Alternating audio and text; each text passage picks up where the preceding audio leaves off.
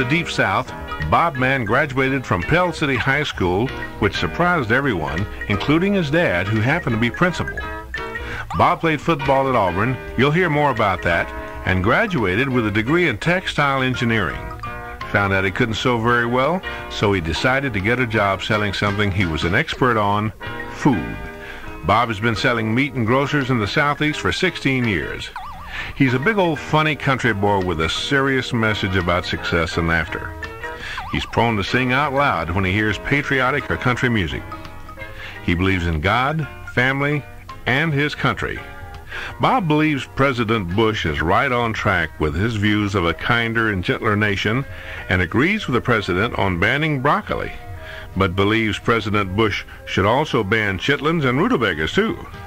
Bob's Manntastic Methods of Excellence program will tickle your funny bone, warm your heart, and help you laugh your way along the success and happiness trail. There's not much more to say except get ready for a big message from one of America's biggest speakers, Bob Mann.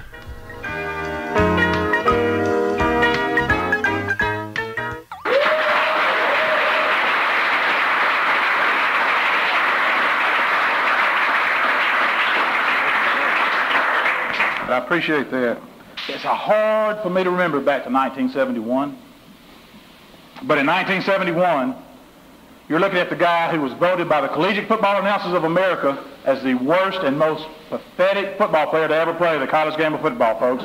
I'm telling you, I was terrible, the worst it's ever been. The University of Alabama offered me a scholarship to come to Auburn. So you know I was bad. They didn't want me in Tuscaloosa at all, I'm telling you. The good news is you can be a complete failure at one part in your life and be successful in other areas in your life, and that's what I'm here to talk to you about today. I do live in Helena, which is not Helena. Boy, these Yankees. He got to be a Yankee if you don't know what chitlins and rutabagas is. You know what I mean? Anyway, I do live in Helena now, Helena is a little sleepy town just south of Birmingham. It's about a good stiff 3-iron south of Birmingham. Helena is an old Indian word meaning home of great big speaker who eats too much, and I think you can probably see why I moved to Helena. But I'm proud to be from the South. I'm proud to be from Alabama, and I'm proud to have gone to Auburn. It bothers me just a little bit. And I don't know if we have any non-Southerners in the room here tonight, but it bothers me just a little bit because people from the North, and I'll call them Yankees or whatever you want to call them, Yankees, they believe that people from the South are a little bit, how should I say it, uncultured, uneducated, slow. You know what I mean. But you know, them Yankees ain't all as smart as they think they are either. I was down in Bay Minette, Alabama here, I guess about 2 weeks ago, having breakfast in a restaurant. I was eating by myself, and I looked out the window, and this car pulled up with New Jersey tags on it. I noticed that right away. I wouldn't have had to seen the tags, because when the couple came in, the man had on a pair of black, knee-high socks, sandals, and plaid shorts. I mean, this guy was not from the South. He was no native of the South. But they came in, and they ordered breakfast and everything, and the waitress brought the breakfast out, and the lady says, "My God," she says, "what's this white stuff on my plate?" Of course, the waitress, she was one of them good old Southern gals. She said, "Well, them there's grits." She says, "Well, ma'am, I don't know what grits are. Grits to a Yankee is a combination between wallpaper paste and aquarium gravel. They won't eat grits, I'm telling you." Anyway, she says, "I don't want those grits." She says, "Take these back and bring me back something normal to eat, like a bagel." Well, anyway, the waitress, she took the meal back, and she returned in about 15 minutes with a small hunting dog. They don't know what no bagel is in South Alabama, folks, let me tell you. I was speaking up in Chicago a couple of weeks ago. After I got through talking, this guy came up to me and says, "I say," he says, you guys from Alabama, you only bathe once a week. We heard that. I said, "No, wait a minute, buddy, that's a lie. That's how rumors get started. We bathe every day in Alabama. We just throw the water out once a week. That's all we do." Actually, I got to make a confession right here. I don't bathe, folks. I promise you. I know you don't get too close to me, but I don't bathe. I shower. It just doesn't make sense for me to wash my face in the same water I've been sitting in, so I ain't about to take no showers. But you know, I travel all over the country, and I speak, and I sail and do different things. Anytime I mention I'm from Alabama, usually two images across the country come to mind: football and Bear Bryant. Every time I do. Yeah, I know down here at Auburn that's bad news, but that's what people think about when they think about Alabama. You think about Florida, you think about sunshine and Mickey Mouse. Georgia's known for peaches and peanuts, Louisiana for the Cajuns, but Alabama for the bear and football. My daddy was a football coach in Alabama. And if you know anything about Alabama, you know my daddy expected me to play a little football. He was 5'9", weighed 260 pounds. He had a deep, gravelly voice, and he talked rough. And he was bald. I'm looking around the room to see if I see anybody that's bald here tonight, but there are a few baldies around. Take off that hat, good buddy. He was bald right down the middle. Not like that. My daddy was just as bald at the age of 19 as he is today. I told my wife, Sandra, about that only after we got married. I didn't want to tell her that up front because I was afraid she wouldn't marry me. Daddy says, they don't put marble tops on cheap furniture. Makes sense to me. He said, grass won't grow on no busy street. I said, no, sir, and it won't grow up through concrete either, Daddy. So you know how that is. Daddy tells me, he says, Bob, he said, God gave us all the same amount of hormones. If you want to waste yours growing hair, buddy, you go right ahead. I always get it the last word, though. I said, Daddy, I've seen more hair on a bar of soap, buddy. Don't give me no trouble. But my dad was a motivator. He was a motivator from the old school. One of his favorite sayings was, the beatings will continue until morale improves. And, buddy, he believed in that. He used to whip me every morning when I got up. He didn't know what I was going to do or what I was fixing to do, but he whipped me just to go ahead and get his shots in because he knew I was fixing to do something. I also had a sister who was 2 years ahead of me who was good at everything. Psychologists have done studies, and they've proven that the firstborn child in every family is distinctly different than the secondborn child. Firstborn child, they make good grades, they get good jobs, they graduate from college, they make some of themselves. The secondborn child comes along and says, woohoo, party time! That was me. I've had 1 million parents come up after the meeting and say, yeah, our kids are just like that, and we're just sick about it. My sister Jane graduated from the School of Engineering at Auburn University in 3 years. I graduated from Auburn University in 3 terms, Nixon, Ford, and Carter. I was a little bit longer than what she was.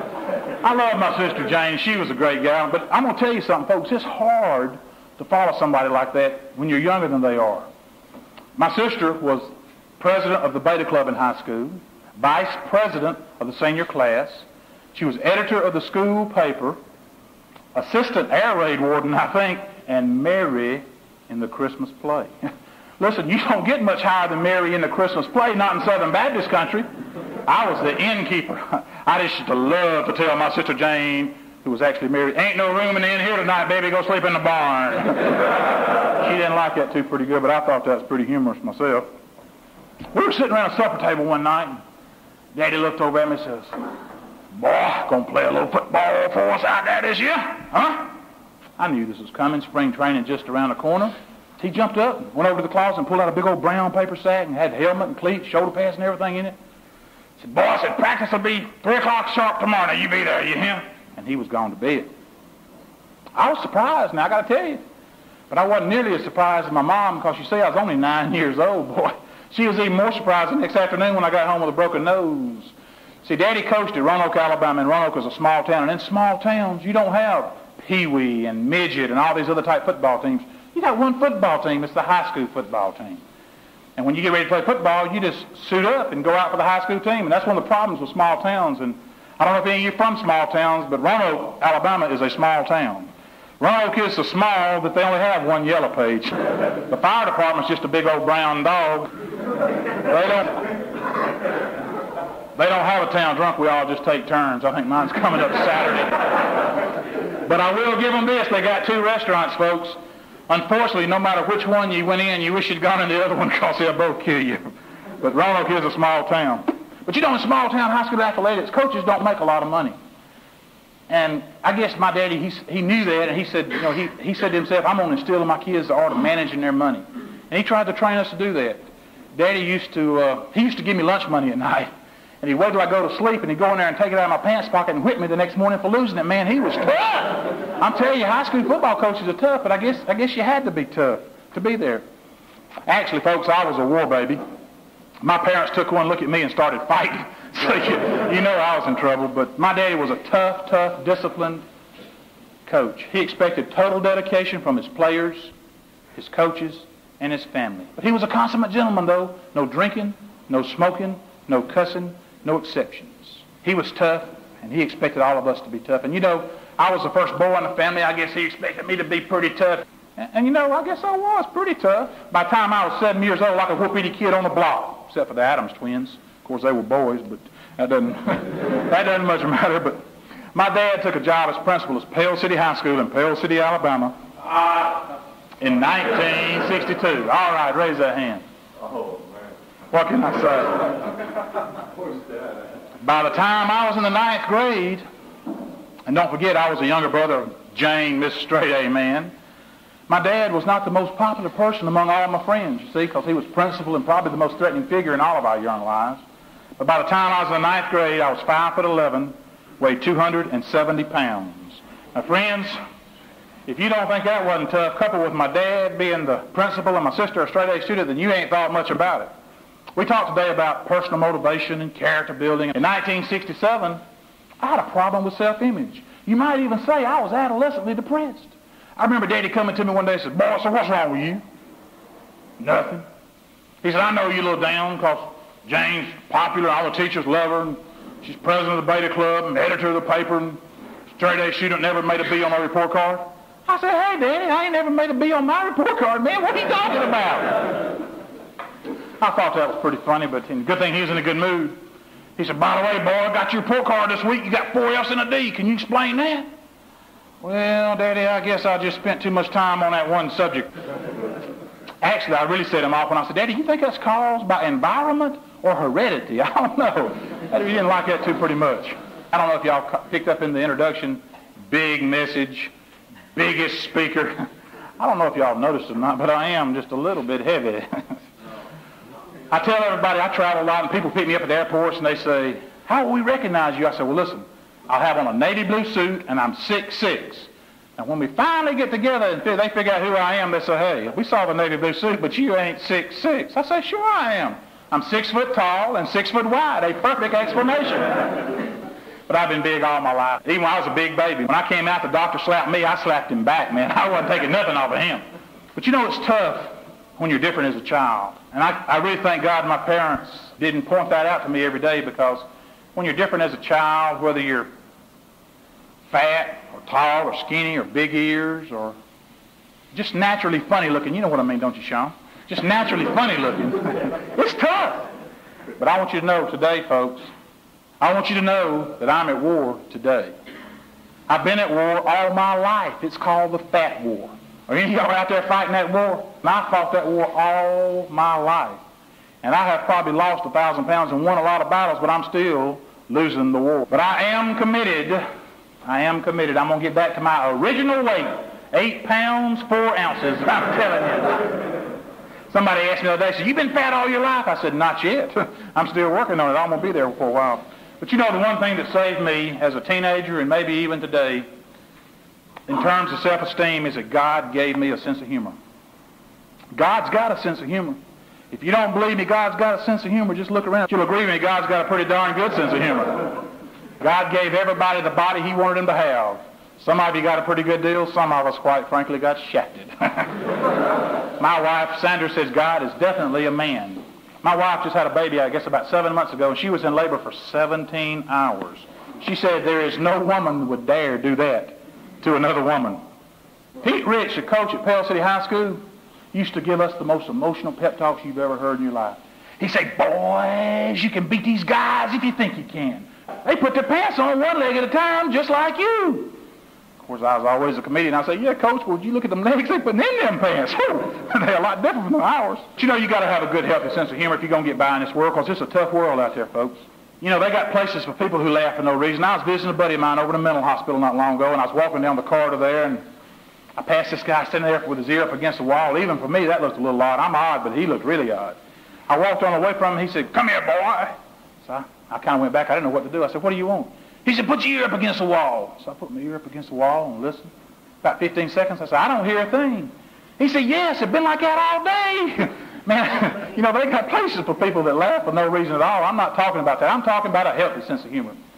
You can find humor everywhere you go. It's all over the world. I was reading in the USA Today last week that scientists now say that smoking is 4 times worse than they originally thought. And they originally thought it'd kill you. I mean, I don't know what's 4 times worse than being killed. You know, that's strange to me. Now, women's clothes tickle me. I get a charge of women's clothes. Why do women wear clothes that zip up and button up the back? Man, if I had to do that, I'd never get dressed. I'd have to stay in a motel room because I'd never get dressed. And I tell you something else, too. I hate to buy women's clothes. My wife, she knows I hate it. And she'll send me out to buy her clothes a lot of times. And last week, as a matter of fact, she sent me out. She said, she got the kids there. I don't want to go to the store. You go. Okay. So I go, she wants me to buy her some lingerie. So I go up to Macy's, and I go in the place there. And I said, well, I said, yes, ma'am, I'd like to buy some lingerie. She says, this lady was a real eloquent lady. She says, and what may I help you with? I said, I'd like to buy my wife a brassiere. She said, brassiere? I said, yes, whatever. So we're walking back there. She says, what color? I said, white. White's fine with me. She said, what bust? I said, oh, nothing bust. It just wore out. So women's clothes drive me crazy. I was talking to the Lions Club in Roanoke here not long ago, my dad's Lions Club, and this guy came up to me after I got through talking. He said, Bob, I'm going to put into practice those things you talk about on humor, my boy. I said, well, buddy, I guarantee you, if you do it, you'll be happier. He said, yes, sir, when I die, I'm going to have a closed casket funeral. I didn't get the connection. I said, why? He said, because I want all my creditors to wonder if I'm really in there. So you got to have a good sense of humor. Homer Howell from Pell City, Alabama, was the guidance counselor when I was in high school. He called me into his office during my senior year in high school and said, you going to go to work for Avondale Mills or you going to go into the service? Now, what was the service going to do with me? I was 5'11", 287 pounds. What were we going to do, take me up in a plane and drop me on the Viet Cong? That's about all they could do. I thought about draft dodging. Man, at my size, I couldn't dodge nothing. You know what I mean? I said, Mr. Howell, I'm going to Auburn and play football. He said, Bob, you don't have the academic background to succeed in college. My boy, you'll flunk out. I said, Mr. Howell, you don't think I'm very smart, do you? He said, Bob, there's a lot of people in this world that don't know what's going on, my boy, but you don't even suspect anything. He said, Bob, he said, I know you're not that smart, and I've seen you play football. You know, Mr. Howell was partially right. I wasn't that smart, and I wasn't a college caliber football player. But the one thing Mr. Howell didn't understand is that results are very important. And don't misunderstand me, results are very, very important. But far and away, the most important thing is to believe in yourself and try. That's the most important thing, to hang in tough and believe in yourself and try. Let me ask you a question. I play football down here. How many of y'all saw me playing football on TV for Auburn? Nobody? Good, because I never got on TV. I told you I wasn't no good. But it does bother me if they say, did you really play at Auburn? Well, I didn't say I practiced, did I? I said I played at Auburn. I came there to play. I did play at Auburn, folks, and I tell you, I was probably the worst player that ever showed up down here on the plains, or maybe in the nation on the college football field. I almost didn't get accepted to Auburn because I was so poor. I was poor in math, I was poor in English, I was poor in history. And you might get the feeling that I'm not very smart, and I'm really not. I used to think intelligence was the key to success. When I graduated from Pell City High School in 1971, I graduated 128 out of a class of 145. That didn't bother me too much until the principal, who happened to be my dad, said it was a rather stupid class overall. That kind of got to bother me just a little bit. But I did come on to Auburn and play, and I played defensive tackle and tailback at Auburn. Every time I get off the bench, Coach Jordan yelled, "Get your tailback, boy!" Usually toward the end of the third quarter, or early in the fourth quarter, you know, we had Sullivan and Beasley down here, and we'd usually wipe everybody out and score a bunch of points. The crowd would begin to stir and chant, "We want man! We want man! We want man!" And Coach Jordan would come over and put his arm around me, sitting there on the bench, and say, "Bob, I hear those fans up there, and I believe I can satisfy them. I respect them, and I can satisfy them." He said, "Why don't you go up there and be with those people who want you so badly and get all off this bench?" But you know, you got a great program down here at Auburn now. Pat Dye's in town, and he's had a great success at Auburn. When I played football down here, that was back when they had the freshmen and the varsity. They didn't have the integrated systems now where they have all the freshmen, sophomores, and everybody play together. But the freshmen used to come to camp about 2 weeks before the varsity would get here. Man, we'd been there running and bleeding and dying and sweating for about 2 weeks. And obviously I hadn't made a very good impression because they didn't even know who I was after 2 weeks of practice. But the third week, the varsity comes into town. And at the end of that third week, after the end of that practice, the varsity always scrimmaged the freshmen. It was a controlled scrimmage, and what that means is Coach Jordan controlled it. So he gave the ball to the varsity offense, and our freshman defense lined up there, and the first play was a sweep around the end, which went for about 4 yards, but our starting freshman tackle got hurt, and he come hobbling off the field. Well, I knew Coach Jones didn't know my name, so I just took off and ran on into the huddle and got in the huddle, ready to play. He couldn't call me back off the field because he didn't even know my name, so he just let me stay. There I was, Bob Mann, going up against one of the greatest offenses in Auburn history, Sullivan to Beasley. When they broke the huddle, buddy, I was ready. I lined up on all SEC guard Larry Hill, buddy, I was ready. They came out of that huddle, and I was ready. When they snapped the ball, Hill pulled out and went down the line, and I was watching him down the line falling like I was supposed to do, folks. Hill missed an assignment. He shouldn't have been pulling. What he should have been doing was blocking me. Sullivan turned around and handed the ball off to Harry Unger, 6'3", 239-pound fullback. And when Unger saw me standing in the hole, he knew that's where he was supposed to run, so he just took it upon himself to clean out that hole. And when he hit me, have any of y'all ever been hit by a pickup truck? When I came to, Unger hit us so hard he knocked us both out. I don't know what happened. I guess when he hit me, I just wrapped my arms up instinctively. I don't know whether it's from training or whether I was trying to keep from being killed. I don't really know because I don't remember much about nothing. But when I woke up, there's blood all over the ground, mostly mine. And the coaches had me by the jersey screaming, "Boy, that's the way to hit. That's what we've been looking for. Where you been?" Huh? It looked like to the coaches and on the films, they film all the practices, it looked like that I had absolutely just tore his head off, wrestled him to the ground, and I had me a starting position on the freshman team. Folks, I never saw him. And I never had the heart to tell the people I never saw him. I just grabbed him and hung on and hoped I didn't get killed. But the point of the whole thing is you got to take advantage of the situation, of whatever opportunities you have in the situation. You've reached the end of Side A. Please turn the cassette over to listen to Side B.